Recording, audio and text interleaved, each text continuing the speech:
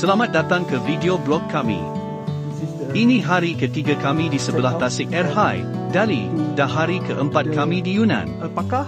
Setelah 2 malam kami di Tasik Air High, kami akan meninggalkan bilik hotel yang kami suka ini untuk ke Bandar Lama Dali, iaitu di seberang Tasik Air High atau di sebelah barat Tasik.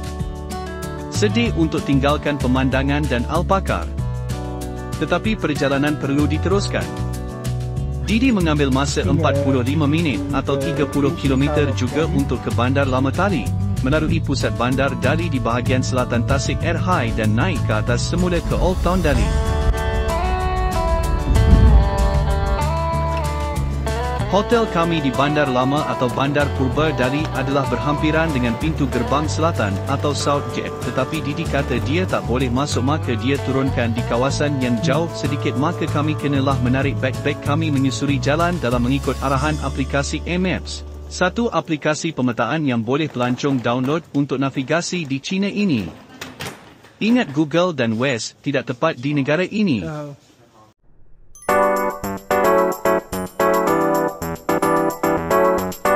Hotel kami di Kota Lama atau Kota Purba Dali ini ialah Lijiang Baosiang Ju Hanging Garden View Hotel. Kami tempah di trip.com beberapa hari yang lepas, kerana mengikut komen yang pernah tinggal di sini. Hotel ini dekat dengan pintu gerbang selatan Kota Lama dan juga layanan pekerja hotel yang bagus. Walau bilik kami di tingkat 3, tetapi penjaga hotel membantu membawa beg-beg kami hingga ke dalam bilik. Bilik pun luas dengan style Tibet. Puas hatilah. Cuma untuk ke hotel ini agak complicated sikit, kena pakai Map.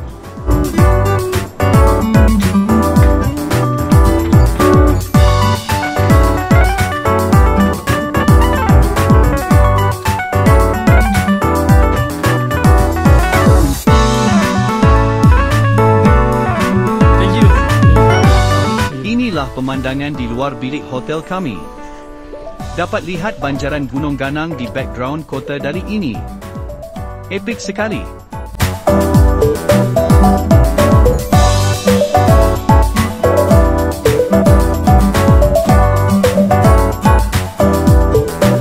Bilik kami style Tibet, kata isteri saya, kayu katil macam kandang kuda, tetapi peserta package trip tetap gembira dan tidak hendak bayar lebih.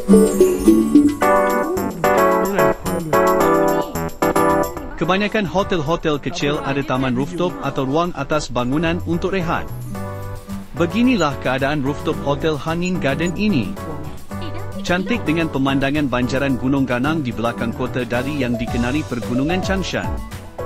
Ramai pelancong yang datang ke Dali untuk memanjat Gunung Ganang ini.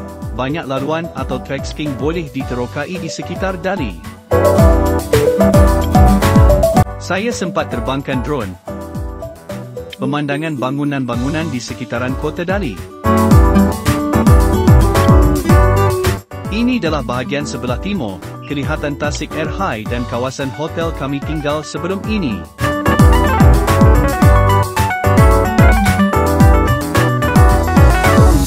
Ini pula pintu selatan Kota Lama atau Kota Purba Dali. Tidak jauh dari hotel kami. Setelah berehat seketika kami keluar untuk cari tempat makanan tengah hari yang sedap. Ini adalah pintu gerbang yang Didi letakkan kami tadi. Sebenarnya tidak perlu masuk dari pintu ini. Kalau kami keluar dari hotel kami dan belok ke kanan, untuk ke pintu gerbang selatan Kota Lama Dali adalah dekat sahaja. Tetapi pada tengah hari ini, kami ikut jalan jauh sedikit. Beginilah kalau kita tidak ikut package tour. Mesti mengalami pengalaman-pengalaman trial and error, tetapi yang penting pengalaman pengembaraan, barulah thrill. Yang penting kita kena gembira dengan perjalanan kita. Sekarang semakin ramai pelancong dari Malaysia, terutama pelancong Melayu datang ke Dali. Mungkin sebab kita tak perlu lagi visa, banyak promosi-promosi package ke Yunan dan harga pun berpatutan dengan pengalaman serta kemudahan yang disediakan. Dan yang penting, banyak kedai makanan halal di Yunan. Pelancong Melayu ini menasihatkan kami di mana ada makanan halal.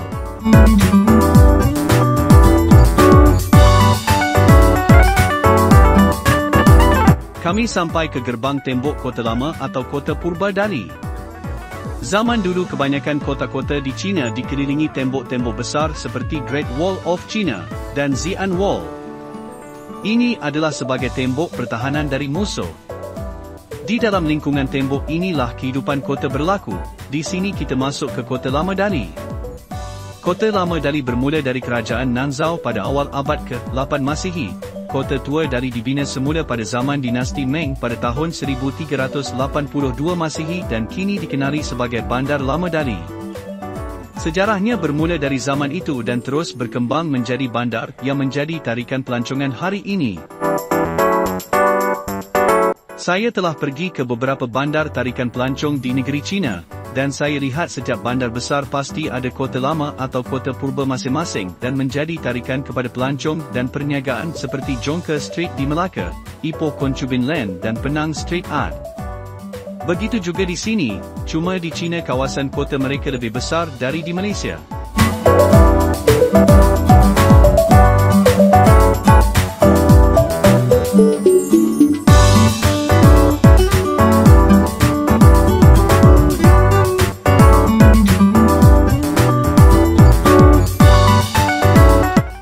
Saya masuk ke salah satu cabang jalan Kota Lama Dali ini.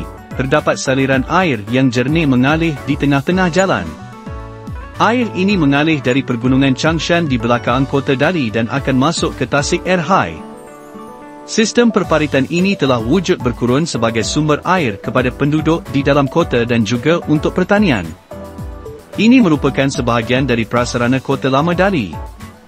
Di tempat saya, Johor Bahru, kerajaan membelanjakan berjuta ringgit untuk menaik taraf Sungai Segit, bagi program mengelakkan banjir dan kecantikan. Kalau mereka boleh buat macam sistem ini, pasti menarik, tetapi sumber air Sungai Segit mungkin tidak cukup. Panjang cerita.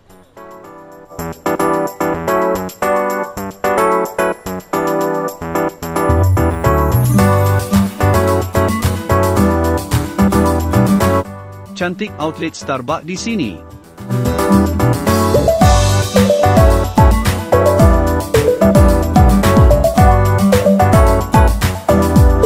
Sila nikmati video keadaan persekitaran saliran air di Kota Lama Dali ini dan ragam-ragam pengunjung.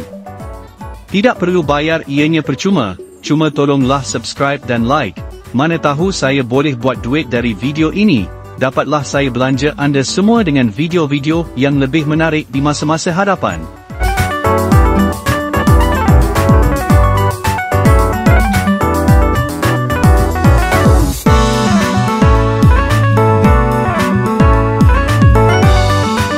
Saya rasa zaman dahulu, saliran ini tidaklah secantik ini.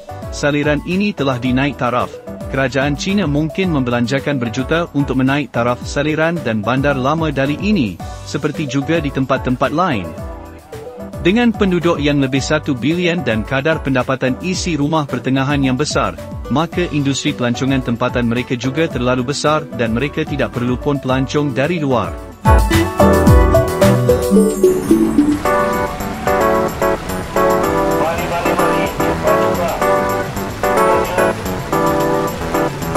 Dengar penjual kuih bepang Cina ini panggil pelanggan Malaysia cuba bahasa Melayu. Ini menunjukkan ramai pelancong Malaysia datang ke sini.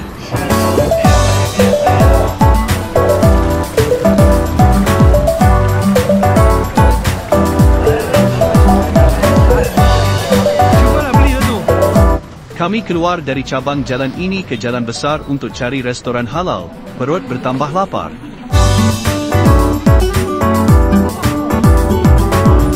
Kami sampai satu restoran halal ini, tetapi waktu tengah hari orang ramai. Kami kena jalan lagi cari restoran yang satu lagi.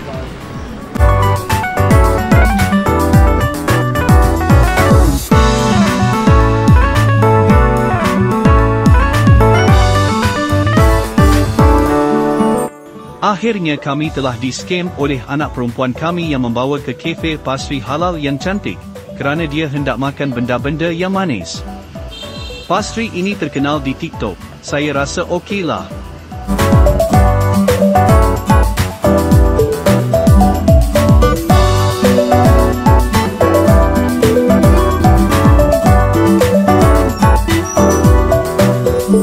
Setelah setengah jam minum-minum di pastri cafe tadi, kami meneruskan perjalanan mencari restoran untuk makan tengah hari, tetapi perut kami telah tidak selapar tadi, kerana telah makan roti dan kek di pastry tadi.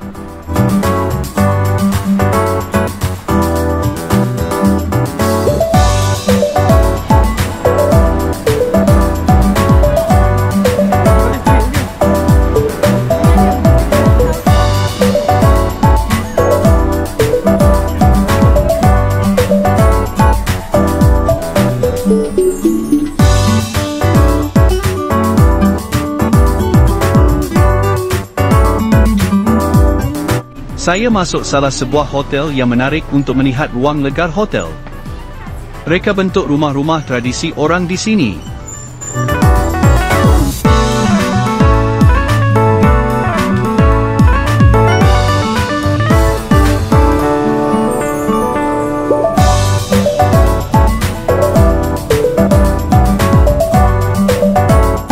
Seterusnya kami meneruskan jalan kaki menuju restoran, dengan berpantukan aplikasi A-Map. Dulu sebelum A-Map, tidak ada aplikasi pemetaan dan tunjuk arah atau navigasi berbahasa Inggeris yang tepat. Kalau ada pun tidak tepat, maka untuk tuju mencari arah agak sukar.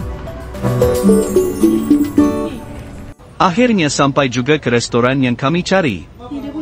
Maaf saya lupa untuk ambil video gambar depan restoran kerana terlalu teruja. Malah tidak banyak video pasal restoran ini. Ini adalah makanan yang saya pesan, iaitu sop cendawan Lijiang. Sop cendawan tanah tinggi memang terkenal di Dali dan Lijiang. Hotpot cendawan ini agak istimewa. Dari rupanya nampak macam toya sahaja, tetapi bila makan, ada rasa, macam rasa sop Maggi. Saya suka makan sayur. Yunnan adalah tanah tinggi macam Kamerun Higlandi, sayur dan buah-buahannya segar-segar. Inilah sahaja gambar 360 degree restoran ini yang sempat saya ambil.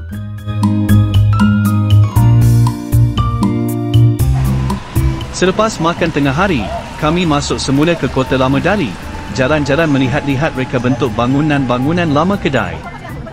Tidak ada apa yang hendak dibeli, lebih kepada melihat suasana dan gelagat pengunjung.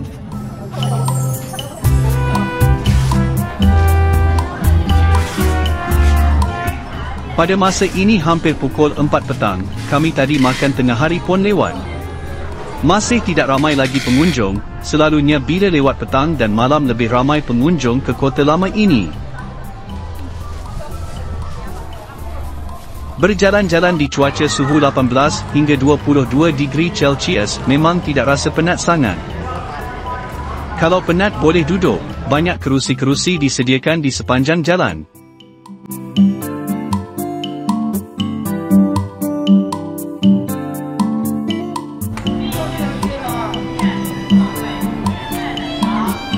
Ada beberapa museum persendirian di dalam kota ini. Saya tidak masuk. Kami masuk ada satu tempel atau biara. Saya tengok kebanyakan kuil atau biara di China tidak sama dengan di Malaysia. Contoh tak ada colok atau bakaran sebagainya. Mungkin mahazab dia orang lain.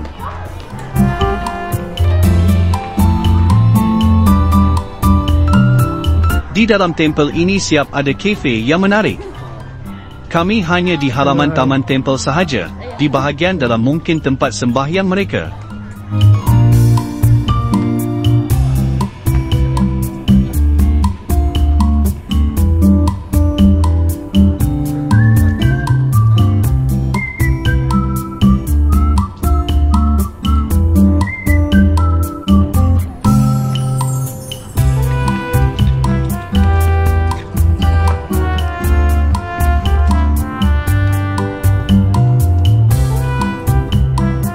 Di sini mungkin tempat Shaolin Kung Fu berlatih satu ketika dahulu.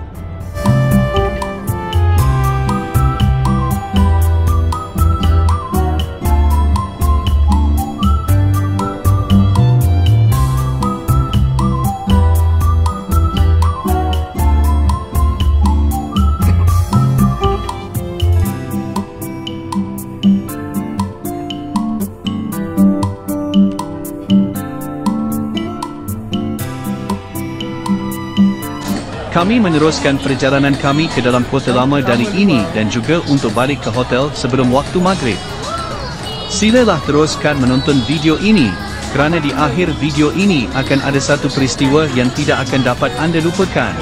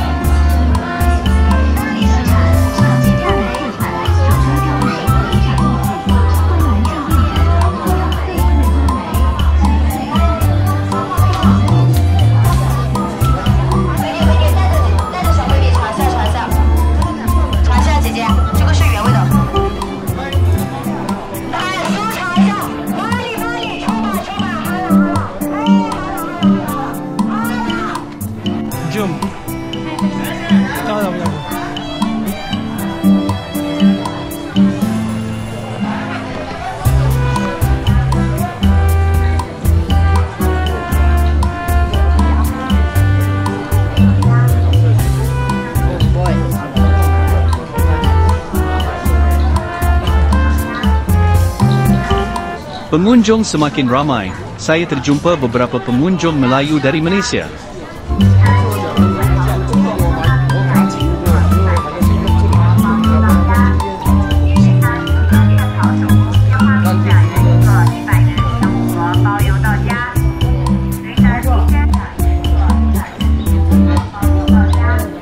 Ini bukan pintu gerbang Kota Lama, ini salah satu menara di dalam Kota Lama ini. Bila masuk ke dalam terowong menara ini akan ke bahagian lain di kota ini.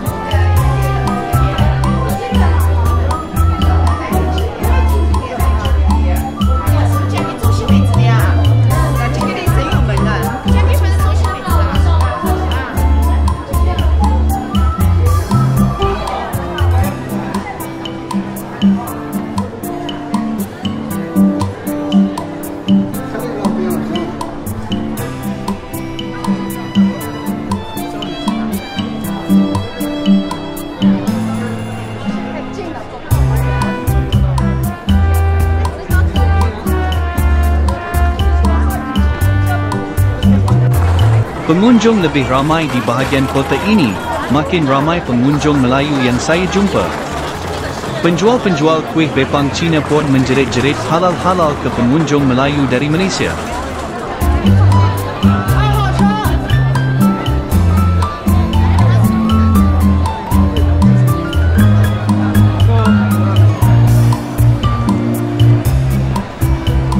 Kebanyakan pelancong Melayu datang ke sini dengan pakej tour, ada kelebihan dan kekurangan bila ikut tour guide.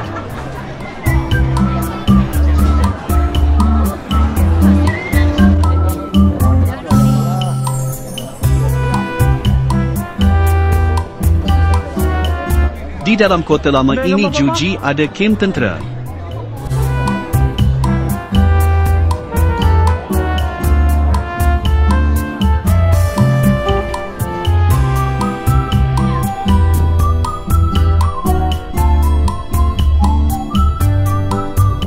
Mungkin ada acara-acara tertentu di depan halaman kem ini.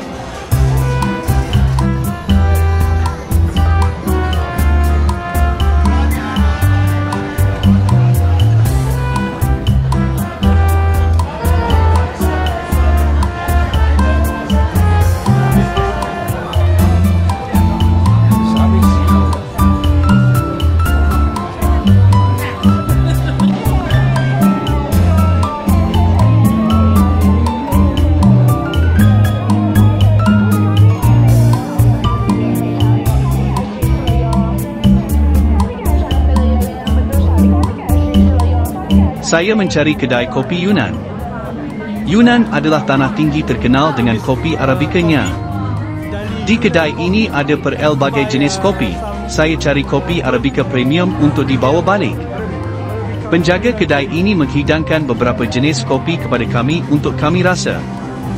Saya beli beberapa jenis kopi untuk dijadikan cenderhati kepada keluarga dan rakan-rakan.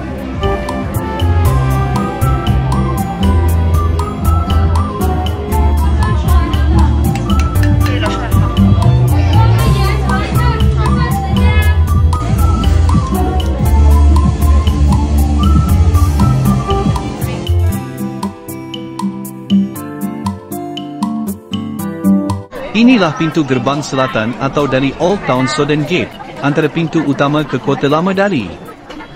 Bila keluar dari pintu ini, hotel saya terletak dalam 300 meter sahaja dari pintu ini di seberang sungai. Tetapi tengah hari tadi bila kami keluar dari hotel, kami telah mengikut jalan jauh untuk ke pusat Old Town, sebenarnya dekat sahaja. Inilah contoh bila tidak ada tour guide, kita akan try and error. Tetapi jumpa juga. Malam ini isteri dan anak saya keluar lagi. Saya tinggal di bilik dan bersiap-siap kerana esok pagi kami akan naik keretapi ke Kota Lijiang, naik dari 1,800 meter ke 2,500 meter dari paras laut. Tunggukan episod seterusnya. Jumpa lagi.